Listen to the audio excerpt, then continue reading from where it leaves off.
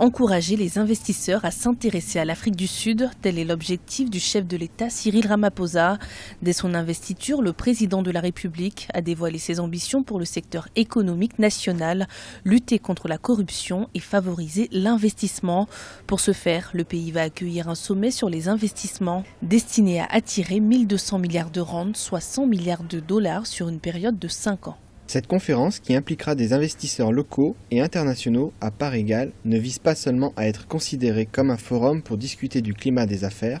Étant donné le niveau actuel des investissements, il s'agit là d'un objectif ambitieux mais réalisable qui permettra de donner une impulsion considérable à notre économie. L'impulsion a d'abord été donnée par le changement à la tête du gouvernement qui a eu un impact immédiat sur les prévisions de croissance économique.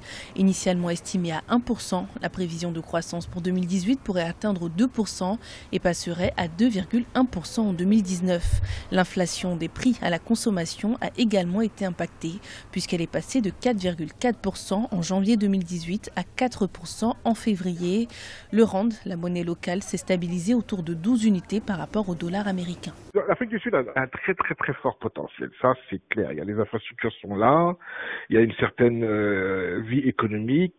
Il est clair que si vous luttez contre la corruption et que vous mettez en place tout un ensemble de choses, c'est clair que ça peut fonctionner. Aujourd'hui, qui va porter ce programme ? C'est Cyril Ramaphosa. Mais Cyril Ramaphosa, il n'est pas encore élu, il termine un mandat. Avec une population de plus de 56 millions d'habitants en 2017, le taux de chômage en Afrique du Sud était estimé à 27,7% au premier trimestre de la même année, en hausse d'1% par rapport à 2016. Et il s'agit là du plus haut taux depuis 2004. Les défis économiques dans le pays sont nombreux et pour y faire face, le président veut donc miser sur l'investissement.